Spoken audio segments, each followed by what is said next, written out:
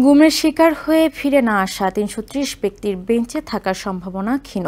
তাদের বর্তমান অবস্থা সম্পর্কে অনুসন্ধান চলছে বলে জানিয়েছেন গুম সংক্রান্ত কমিশন অব ইনকোয়ারির সভাপতি মইনুল ইসলাম চৌধুরী। মঙ্গলবার সকালে গুলশানে গুম কমিশনের কার্যালয়ে সংবাদ সম্মেলনে এসব কথা জানান তিনি। প্রতিটি আইন শৃঙ্খলা বাহিনীরই গোপন বন্দিশালা রয়েছে বলেও জানান তিনি। ছাত্র জনতার অভ্যুত্থানে আওয়ামী লীগ সরকার পতনের পর থেকেই ব্যাপক আলোচনা সমালোচনার জন্ম দিয়েছে আয়নাঘর। গোপন বন্দিশালা বা আয়নাঘর নিয়ে জনমনেও রয়েছে তুমুল আগ্রহ।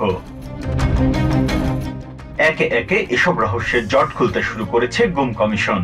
এরই মধ্যে গত ফেব্রুয়ারিতে 3টি গোপন বন্দিশালা পরিদর্শন করেছেন সরকারের নেতৃত্বস্থানীয় ব্যক্তিরা। মঙ্গলবার সংবাদ সম্মেলনে গুম কমিশন জানায়, সব বাহিনীর মধ্যেই গোপন বন্দিশালার সন্ধান মিলেছে, তবে এখনো প্রকৃত সংখ্যা নিরূপণ করা যায়নি। 2009 থেকে 5 আগস্ট 2024 পর্যন্ত 1750টি গুমের অভিযোগ জমা পড়েছে কমিশনে। এর মধ্যে 330 জনের এখনো হদিস মেলেনি। ভারতের কারাগারে বন্দী 1067টি বাংলাদেশির তালিকা ধরেও খোঁজ করছে কমিশন।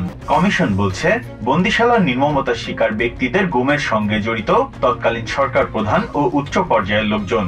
জড়িতদের বিচার হলে এসব বাহিনীর ভাবমূর্তি উজ্জ্বল হবে। ডিসেম্বরে চূড়ান্ত প্রতিবেদন প্রকাশ করবে গুম কমিশন, যা বিচারের জন্য জমা দেয়া হবে আন্তর্জাতিক অপরাধ ট্রাইব্যুনালে। Biprajit Chanda, TVN 24 news desk.